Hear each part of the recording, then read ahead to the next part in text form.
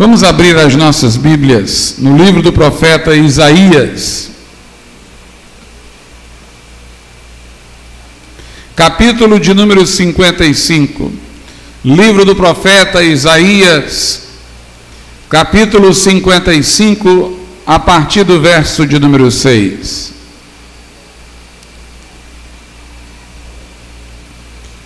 Isaías 55, a partir do versículo 6. Diz assim a palavra de Deus: buscai ao Senhor enquanto se pode achar, invocai-o enquanto está perto. Deixe o ímpio o seu mau caminho, e o homem maligno os seus pensamentos, e se converta ao Senhor, que se compadecerá dele. Torne para o nosso Deus, porque grandioso é em perdoar. Porque os meus pensamentos não são os vossos pensamentos, nem os vossos caminhos os meus caminhos, diz o Senhor. Porque assim como os céus são mais altos do que a terra, assim são os meus caminhos mais altos do que os vossos caminhos, e os meus pensamentos mais altos do que os vossos pensamentos. Podeis assentar.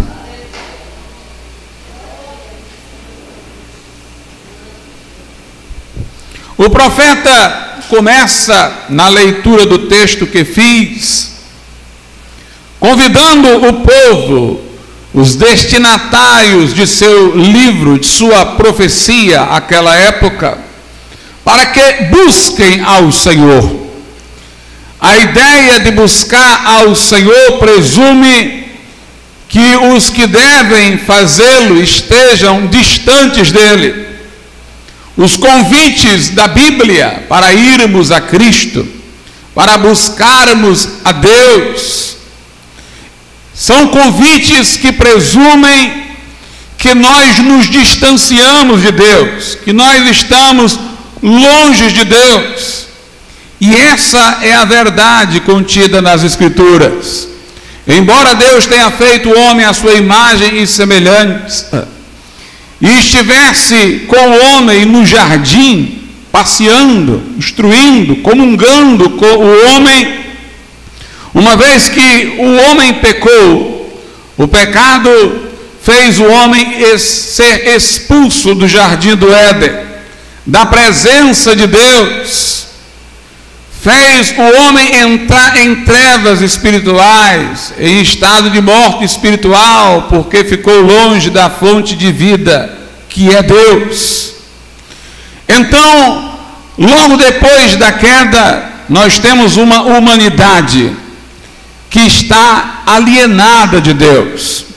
Os homens procedentes de Adão nascem sob as consequências de seu ato, nascem sob a sentença em que ele incorreu, de maneira que há textos como aquele de Davi, que ele diz: eis que eu nasci em iniquidade, e em pecado me concebeu a minha mãe. A Bíblia diz que todos pecaram, e destituídos estão da glória de Deus, que todos se extraviaram, todos se fizeram inúteis. Um obstáculo surgiu entre o homem e Deus: o pecado.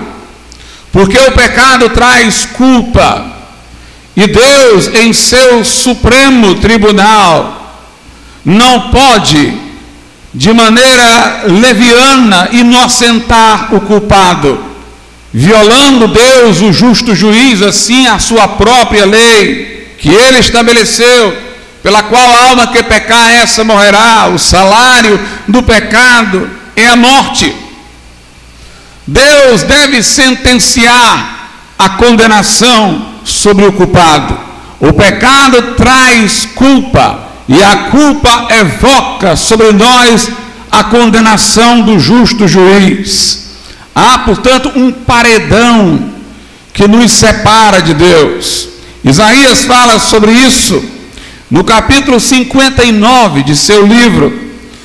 nos versos 1 e 2, onde, falando ele como porta-voz de Deus, diz: eis que a mão do Senhor não está encolhida, para que não possa salvar, nem agravado o seu ouvido, para não poder ouvir, mas as vossas iniquidades fazem separação entre vós e o vosso Deus, e os vossos pecados encobrem o seu rosto de vós, para que não vos ouça.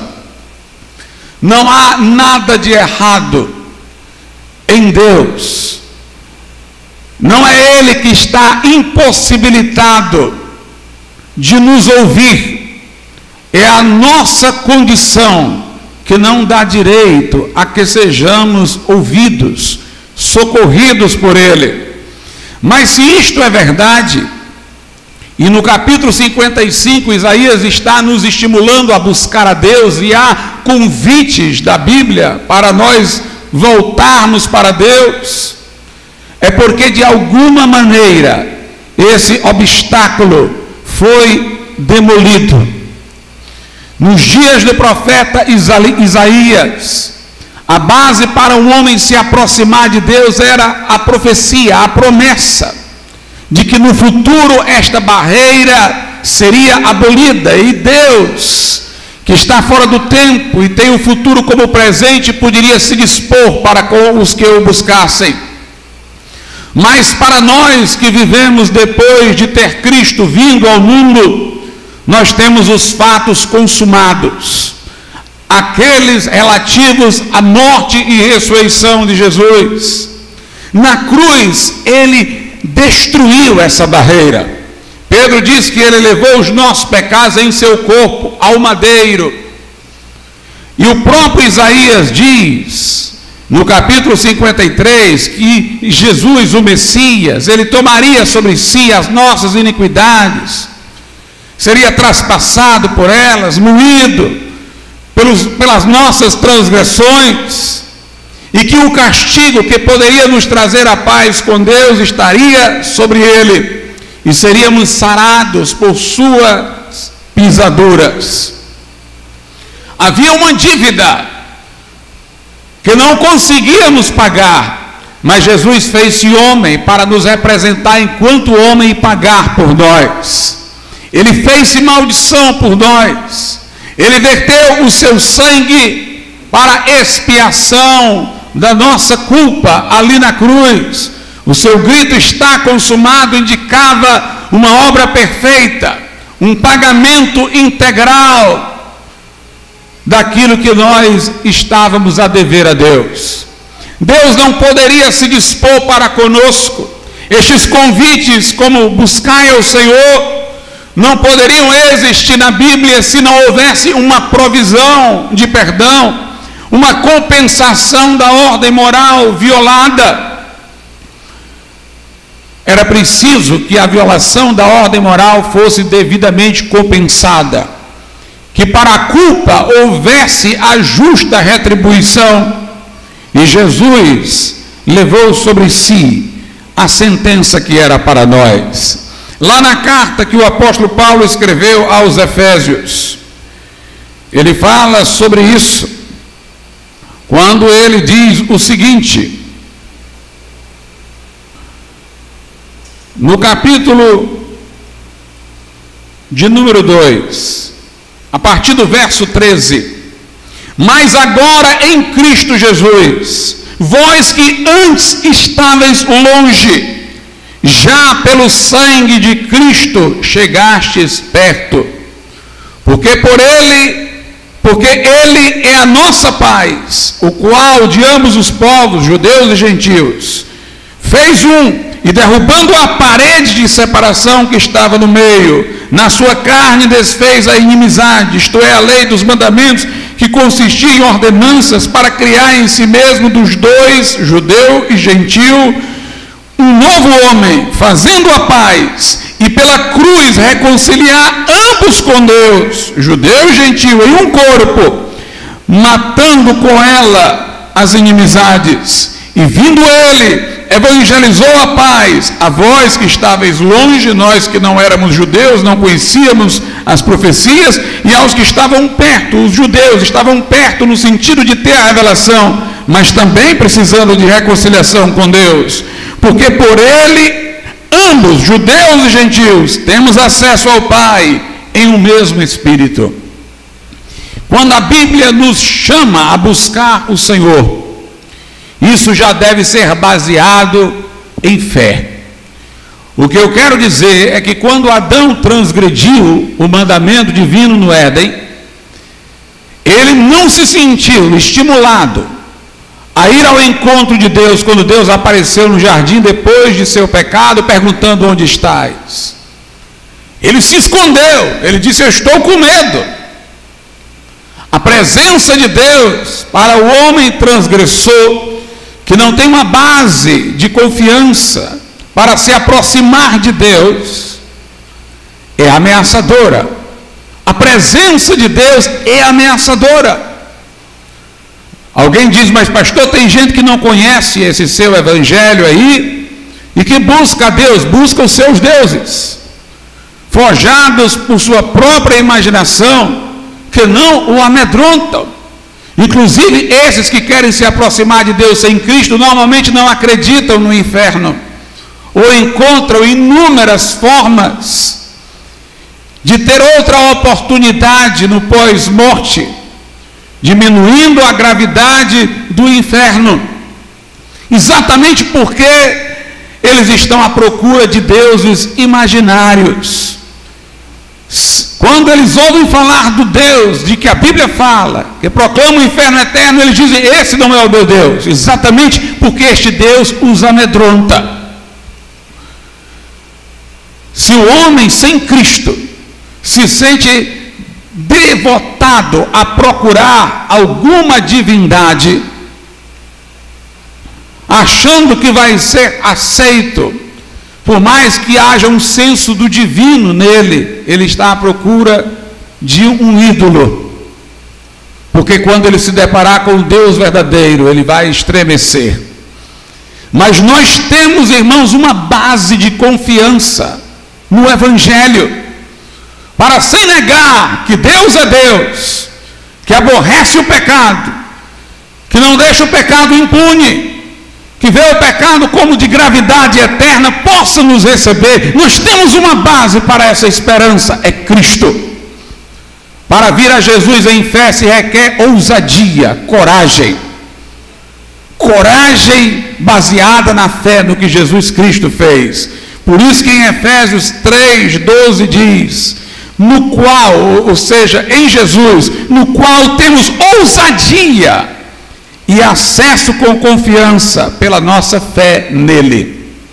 O Evangelho convida os homens a virem a Deus através de Jesus, com segurança de serem aceitos, recebidos, acolhidos por Deus, tendo em vista o que Jesus fez lá na cruz do Calvário. Lá em Colossenses, capítulo de número 2, a Bíblia diz assim, no versículo 14: havendo riscado a cédula, tem uma tradução que diz o escrito da dívida, que era contra nós nas suas ordenanças, a qual de alguma maneira nos era contrária, atirou do meio de nós, cravando-a na cruz. Jesus pagou o preço, cancelou o escrito da dívida, lá na cruz do Calvário. Em Romanos, no capítulo de número 2, a Bíblia Sagrada, aliás, capítulo 3, a Bíblia Sagrada diz o seguinte, a partir do verso 23: porque todos pecaram e destituídos estão da glória de Deus, sendo justificados gratuitamente pela sua graça, pela redenção que há em Cristo Jesus, ao qual Deus propôs para propiciação pela fé no seu sangue, para demonstrar a sua justiça pela remissão dos pecados dantes cometidos sob a paciência de Deus. O texto diz que todos pecaram, foram destituídos da glória de Deus, mas podem ser agora justificados, absolvidos no tribunal de Deus, gratuitamente pela redenção, pelo preço de resgate que Jesus pagou na cruz. Através da fé no sangue de Cristo, nós temos propiciação, a ira de Deus aplacada, a justiça de Deus satisfeita, para que possamos ter o perdão dos pecados dantes cometidos. Portanto, meus irmãos, todo convite da Bíblia presume aquilo que Jesus Cristo fez no Calvário. Sem Jesus, a porta para Deus está fechada, mas ele disse em João 10, eu sou a porta, quem entrar por mim salvar-se-á.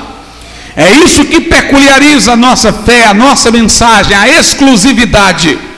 Não há outro caminho para Deus. Há vários caminhos para o inferno, a porta é larga, o caminho é espaçoso, que leva à perdição, mas o caminho que conduz ao céu e a porta que conduz ao céu é estreita, porque Jesus disse, eu sou o caminho, a verdade e a vida, e ninguém vem ao Pai senão por mim. Pedro disse em Atos 4,12, e em nenhum outro há salvação, porque debaixo do céu nenhum outro nome há, dado entre os homens, pelo qual devamos ser salvos. Então, se o texto diz para buscarmos, é porque estamos longe. Se diz para buscarmos, é porque tem um caminho de volta. Este caminho está ligado à obra consumada de Jesus Cristo lá na cruz, a obra perfeita de Cristo lá na cruz. Buscai ao Senhor, diz o texto, buscai ao Senhor enquanto se pode achar, invocai-o enquanto está perto. O texto está dizendo, por outro lado, que o tempo é limitado para buscar a Deus, que a oportunidade não estará sempre disponível. O texto não somente convida a buscar a Deus, mas agrega um senso de urgência. Buscai ao Senhor enquanto se pode achar, invocai-o enquanto está perto. A morte, meus irmãos, limita o tempo da oportunidade. Deus não nos fez para morrer. Os animais, cujos instintos dependem de um agregado de coisas no seu corpo, não parecem ter vocação para viver para sempre na sua própria estrutura. Mas o homem, ele, por mais que tenha mudanças em seu corpo, células se renovam. O nosso cérebro já mudou tudo ao longo do tempo, porque há células indo e outras nascendo. Por mais que nós tenhamos todas essas renovações, nós temos o senso da nossa identidade, autoconsciência, memória. Sabemos que quem somos hoje é quem fomos ontem. Há algo que em meio ao que muda não muda, é a alma. E portanto não é difícil imaginar para o homem uma vocação de vida para sempre. Deus, quando criou o homem, não foi para que ele morresse.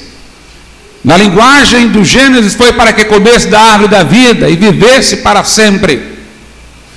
Mas ele foi afastado dessa possibilidade quando transgrediu. O pecado abriu a porta para a morte no mundo. O apóstolo Paulo diz isso em Romanos, no capítulo de número 5.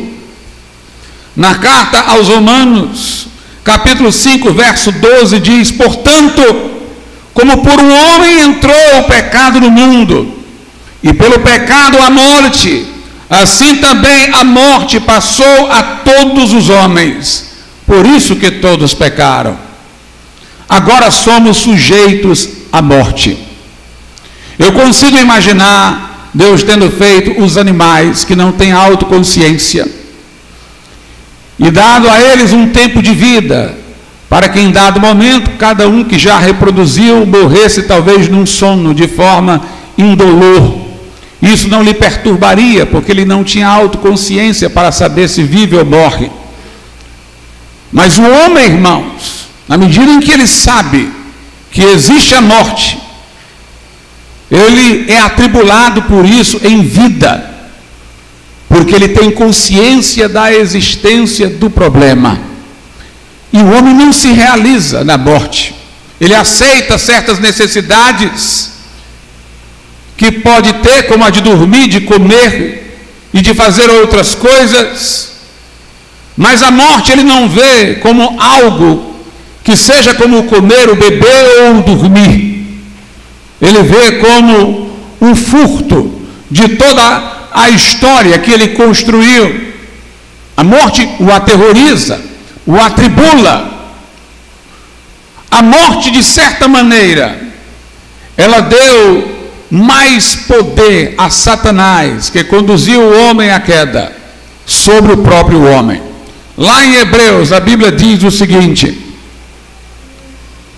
na carta escrita aos Hebreus, capítulo de número 2, versículos 14 e 15, diz assim: e visto como os filhos participam da carne e do sangue, também ele participou das mesmas coisas, para que pela morte aniquilasse o que tinha o império da morte, isto é, o diabo, e livrasse todos os que com medo da morte estavam por toda a vida sujeitos à servidão.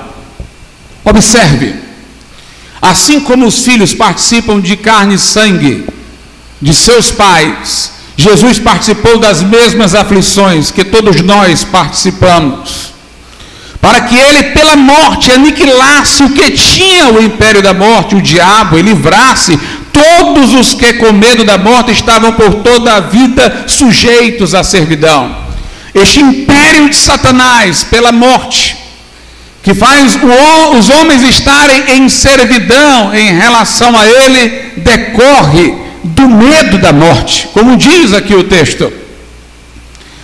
Na verdade, irmãos, se os homens aprofundassem suas reflexões sobre a morte, isso poderia até lhe ser bom. Lá em Eclesiastes diz que é melhor o dia do enterro, do luto, do que o dia do banquete, porque cria oportunidade para os homens pensarem na eternidade, refletirem sobre a vida no pós-morte. Por outro lado,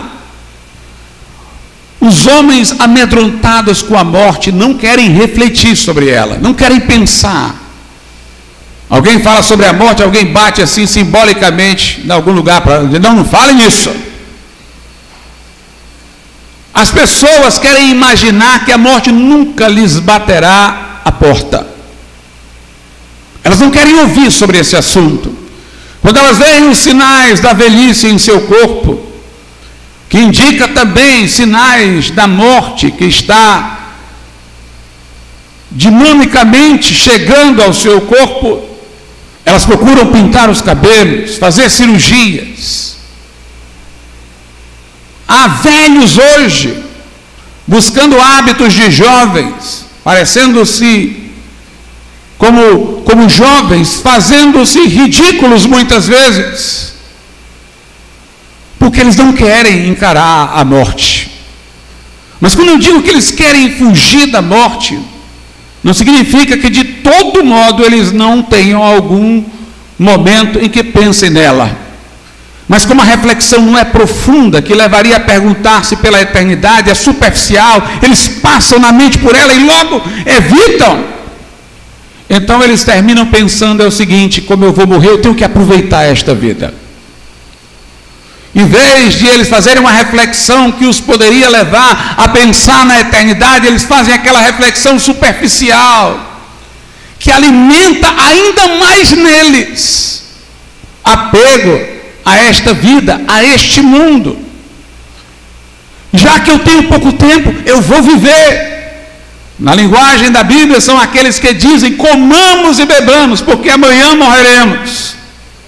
Se entregam ao hedonismo, ao prazer, e apegam-se a esta vida ainda mais fortemente, desesperadamente, por causa do medo da morte. Note como Satanás termina imperando sobre estas pessoas, colocando-as sob seu jugo, ainda mais longe de Deus, por causa do medo da morte, que faz com que elas invistam todas as suas esperanças aqui. É por isso que alguns traem os amigos, passam por cima de seus companheiros, porque para eles é alcançar o sucesso nessa vida a todo custo. Por isso que alguns vivem múltiplas personalidades na internet, para ver se conseguem viver várias vidas simultâneas, identificando-se diferentemente com hábitos diferentes a diferentes pessoas, apegando-se contudo a essa existência aqui e agora. Não há nada mais trágico, não há nada mais insensato do que isso. Quando Eclesiastes fala que o luto é melhor do que o banquete, está pensando em pessoas que possam ter sabedoria para naquele momento pensarem na morte, não para se apegarem a esta vida que se esvai, mas para pensarem na sua própria eternidade. E a morte, que traz tudo isso, ainda limita o tempo do arrependimento. Depois da morte segue-se o juízo. Hebreus capítulo de número 9, versículo de número 27. E como aos homens está ordenado morrerem uma vez, vindo depois disso o juízo. Depois da morte é céu e inferno. Depois da morte se consolida o estado da pessoa em vida. Se estava com Deus ficará a eternidade. Se estava separada de Deus, por toda a eternidade, estará separada de Deus. O tempo da salvação é este. É o tempo em que a pessoa está viva. O próprio Jesus disse isso. No Evangelho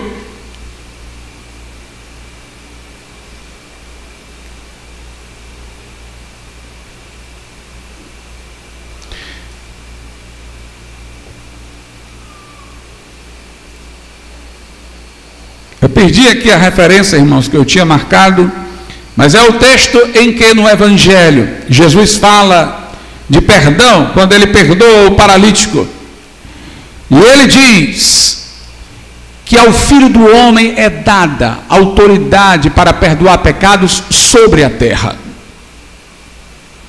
O Filho do Homem tem autoridade para perdoar pecados sobre a terra, quer dizer, não é no além, é no tempo presente. Aqui é o tempo e o lugar para o homem se voltar para Deus e obter o perdão divino. Lá na segunda carta de Paulo aos Coríntios, a Bíblia Sagrada diz o seguinte, no capítulo 6, a partir do verso 1: E nós, cooperando também com ele, vos exortamos a que não recebais a graça de Deus em vão, porque diz: ouvi-te em tempo aceitável, e socorri-te no dia da salvação. Eis aqui agora o tempo aceitável, eis aqui agora o dia da salvação. É uma exortação para a pressa. Este é o dia, esta é a hora, porque depois da morte segue-se o juízo. A morte não é um bem, nunca foi. Dizem que Francisco de Assis, próximo de morrer, ele disse: bem-vinda, irmã morte. Para a Bíblia, a morte não é nossa irmã, é nossa inimiga. Lá em 1 Coríntios 15, 26 diz: ora, o último inimigo que há de ser aniquilado é a morte. Jesus veio para derrotar a morte e o pecado. A morte não é nossa irmã, a morte não é bem-vinda, mas quando morremos vamos estar com Deus. Se o nosso corpo sucumbe ao pó, a nossa alma, o nosso espírito se encontra com o Senhor. O crente, ele não exalta a morte em si, mas se alegra no que vem por ela. É estar com Deus. Porque como diz lá na carta aos Romanos, capítulo 14, versos 7 e 8, porque nenhum de nós vive para si e nenhum morre para si. Porque se vivemos, para o Senhor vivemos.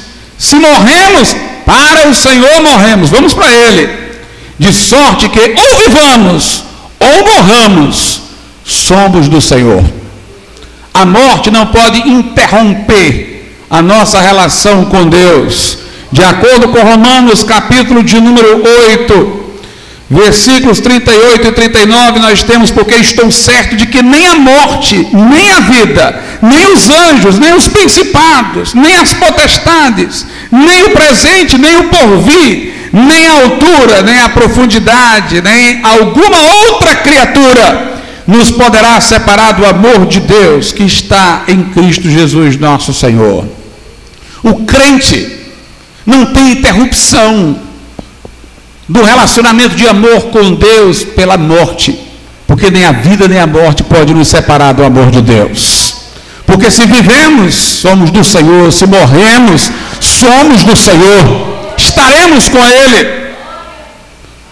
Mas os crentes que morreram cantando nas chamas celebravam não a morte, mas o que vinha através dela.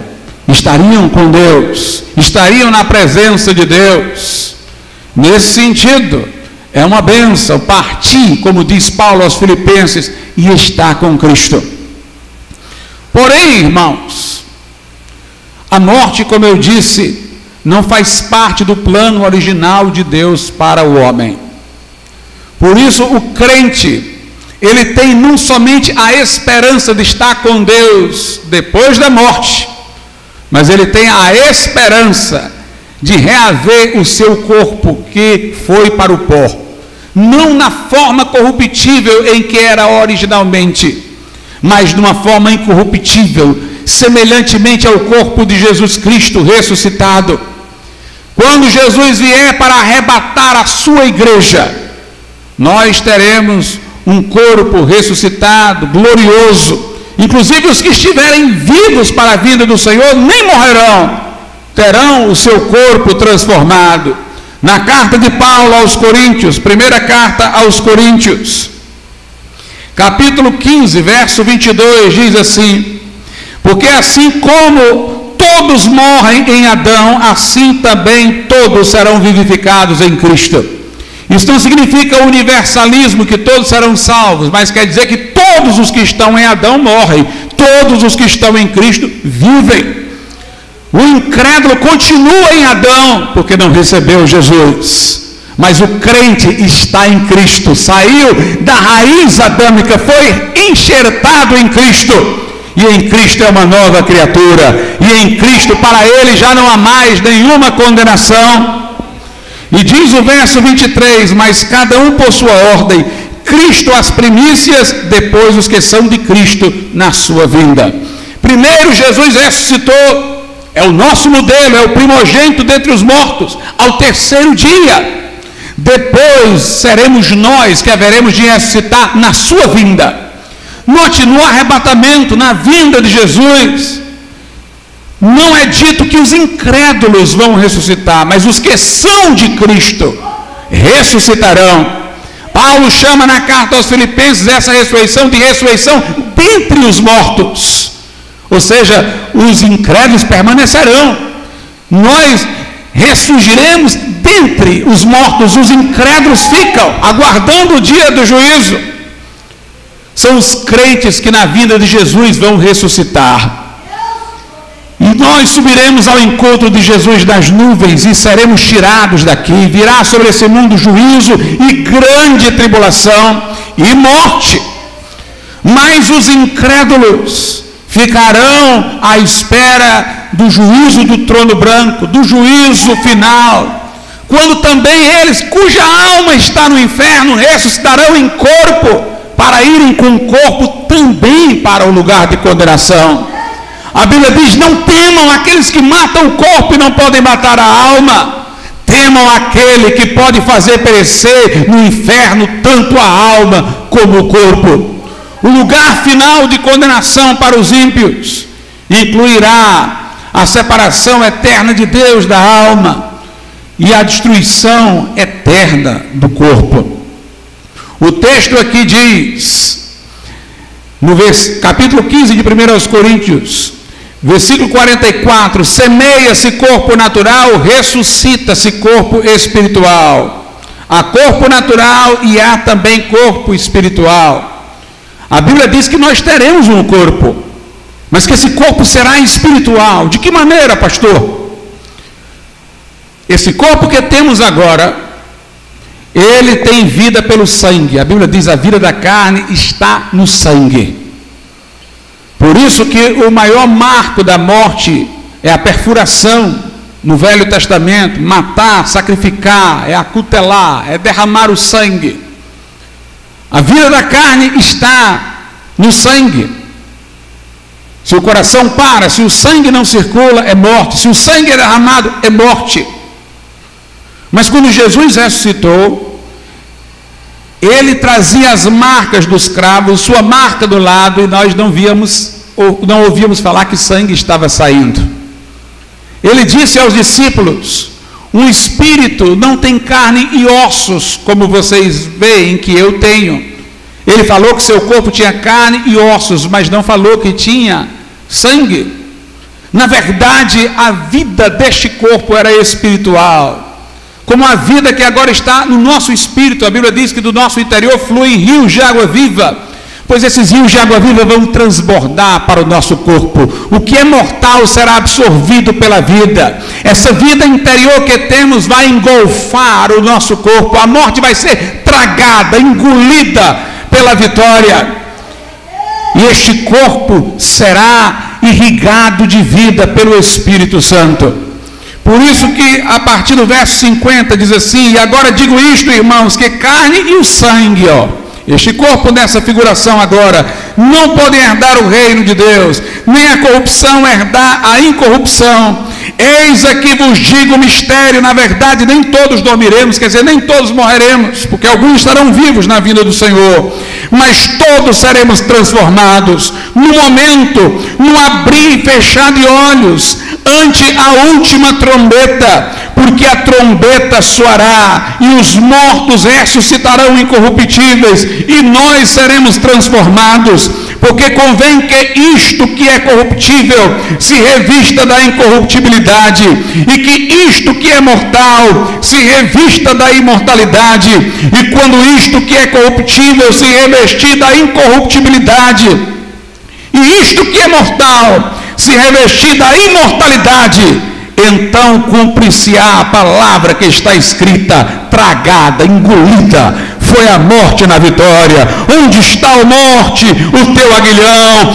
Onde está, ó inferno, a tua vitória?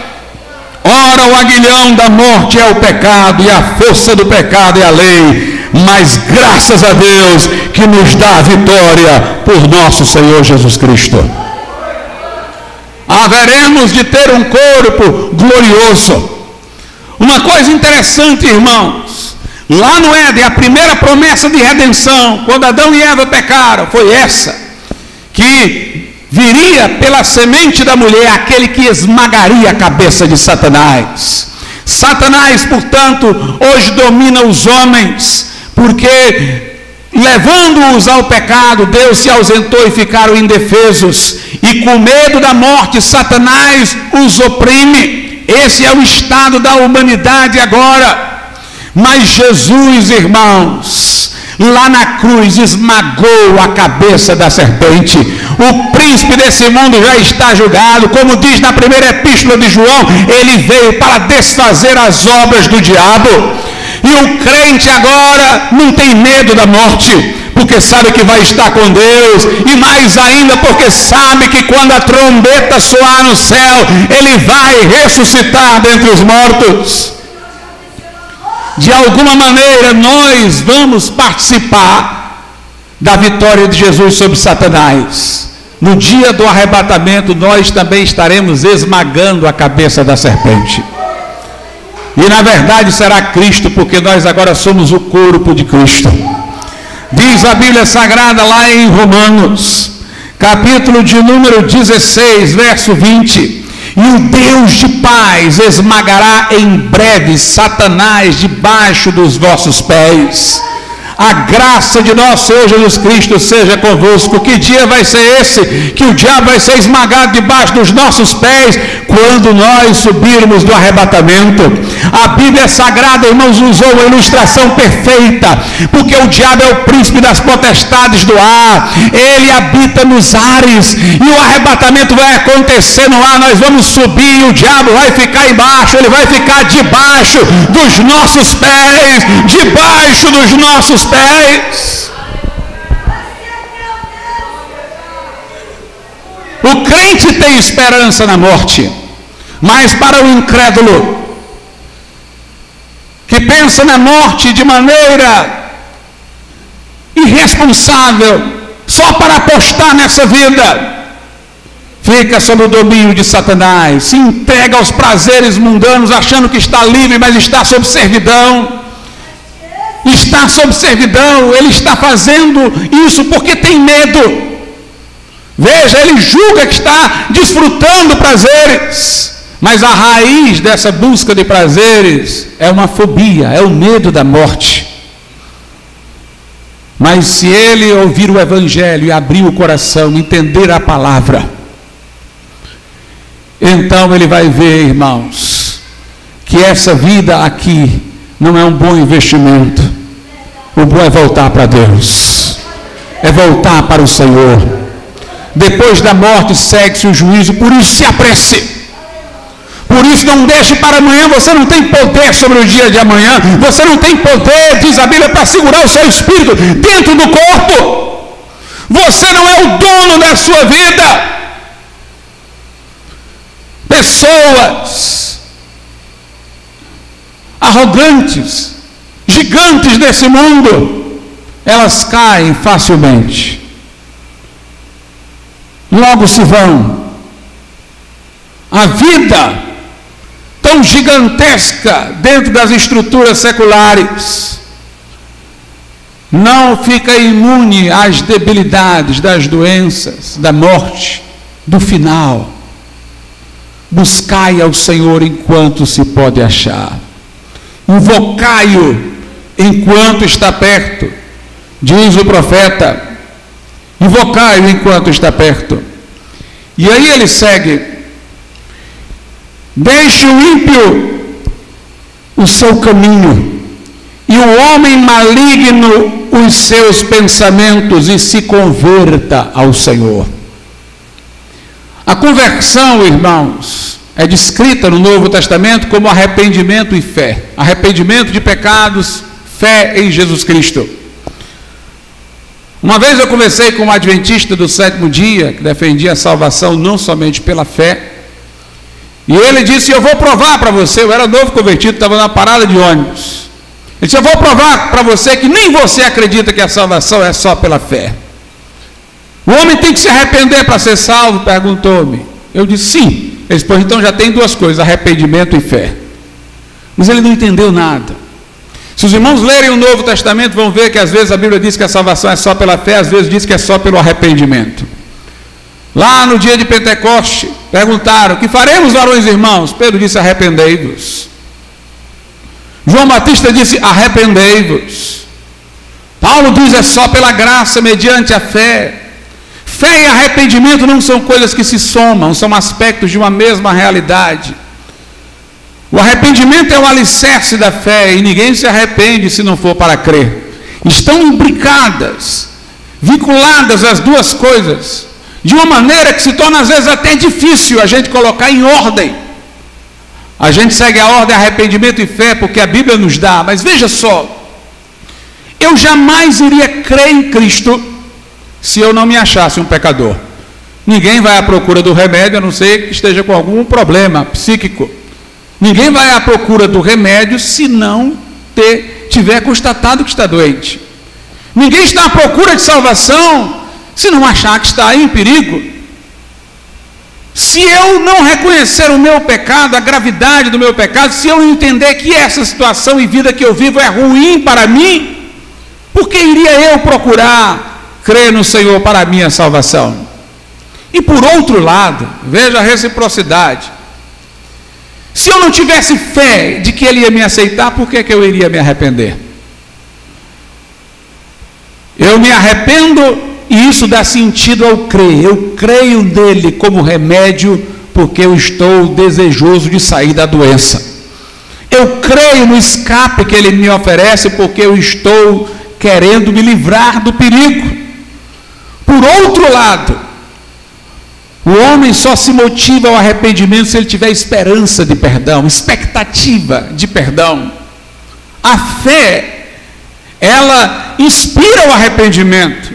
E o arrependimento inspira a fé, porque estas duas coisas estão ligadas necessariamente na Bíblia. Lá no Evangelho de Marcos, nós temos a pregação que Jesus fazia.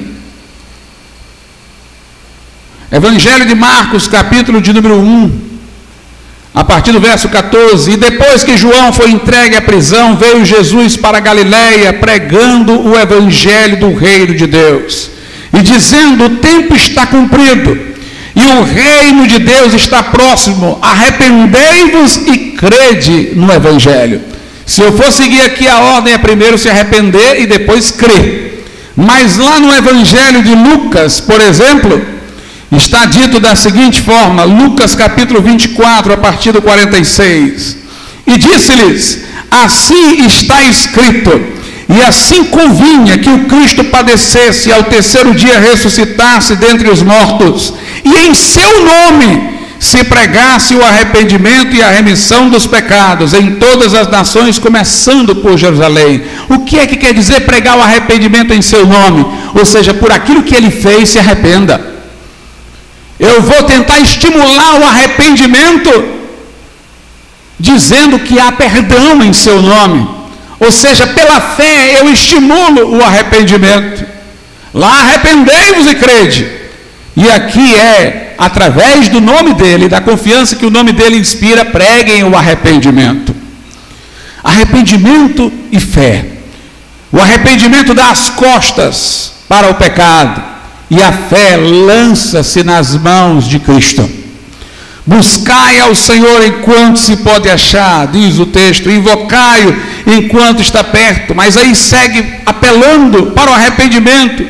O homem, para buscar a Deus, para vir a Deus através de Cristo, tem que deixar o pecado, tem que dar as costas ao pecado. Deixe o ímpio o seu mau caminho, e o homem maligno os seus pensamentos, e se converta ao Senhor, que se compadecerá dele. Torne para o nosso Deus, porque grandioso é em perdoar. Depois da morte, irmãos, não tem perdão, mas em vida teria perdão até para Judas Iscariote, se ele se arrependesse. Não há pecado tão grande que você, vindo a Cristo, não seja dele perdoado. O profeta Isaías diz uma coisa belíssima, aqui no capítulo 1, versículo 18, ele falando como porta-voz de Deus diz, vinde então, e raciocinemos juntos, diz o Senhor, ainda que os vossos pecados sejam como a escarlata, eles se tornarão brancos como a neve, ainda que sejam vermelhos como o carmesim, se tornarão brancos como a lã. João diz, o sangue de Jesus Cristo nos purifica de todo o pecado. Em João 6, Jesus diz, aquele que vem a mim, de maneira nenhuma o lançarei fora. A Bíblia Sagrada, irmãos, oferece perdão para todo o pecado. O malfeitor que viveu uma vida ímpia, mas na última hora se arrependeu, e se arrepender ali não é dizer, como foi boa aquela vida de pecado, e agora eu vou ter a chance de na última hora ir para o céu. Quem pensa assim, na última hora eu me arrependo, não vai se arrepender na última hora não. Esse é o tipo de pensamento que a pessoa instiga na mente para endurecer o seu próprio coração. Aquele malfeitor se arrependeu como quem diz: se eu pudesse começar tudo de novo, para não ter vivido esta vida. Mas na última hora se arrependeu e disse a Jesus: lembra-te de mim quando estiveres no teu reino. Jesus disse: hoje mesmo tu estarás comigo no paraíso. É interessante, irmãos, que os homens deste mundo pensam totalmente o contrário de Deus. Primeiro, eles acham injusto que não haja possibilidade de redenção depois da morte. E segundo, eles ficam com raiva quando vê uma pessoa que viveu uma vida de pecado e se arrependeu, dizendo: como é que pode? Esse daí viveu a vida toda assim, agora se arrependeu, vai para o céu, e eu não sou crente, mas nem vivi essa vida ímpia dele, e vou para o inferno. Quando os homens dizem isso, é só você dizer isso aqui para eles, versículos 8 e 9: porque os meus pensamentos não são os vossos pensamentos, nem os vossos caminhos, os meus caminhos. Porque assim como os céus são mais altos do que a terra, assim são os meus caminhos mais altos do que os vossos caminhos, e os meus pensamentos mais altos do que os vossos pensamentos. Sabe por que um homem que se arrepende e crê, por mais que tenha vivido impiamente, se ele se arrependeu com sinceridade e creu em Jesus, sabe por quê que ele vai para o céu? Porque ele não é mais aquele homem que você está trazendo na mente e está aborrecido com ele. Aquele homem morreu na cruz de Cristo, porque o nosso velho homem é crucificado com ele, e aquele que está em Cristo é uma nova criatura. Deus não faz reforma nem remendo. Aquele velho ali foi desperdiçado, não vai ser aproveitado não. Deus fez um novo homem dentro dele. É esta nova criatura que vai para o céu. Os homens ficam com raiva de Deus, em vez de apreciarem a misericórdia de Deus. Ficam com raiva porque alguém viveu uma vida de pecado, se arrependeu e Deus o perdoou. E ao mesmo tempo ficam com raiva porque Deus não dá para eles uma chance depois da morte. Mas você deveria se maravilhar com Deus. Depois da morte, sexo e juízo, não tem retorno. Mas enquanto você está vivo, tenha feito você o que fez, venha a Ele. Ele está de braços abertos para perdoar. Se o mundo inteiro disser que você é um caso perdido, Ele vai dizer: eu vim buscar e salvar o que se havia perdido. Buscai ao Senhor enquanto se pode achar, invocai-o enquanto está perto, deixe o ímpio o seu caminho, os seus pensamentos malignos, torne para Deus. Ele é rico, é grandioso em perdoar. Vamos ficar de pé.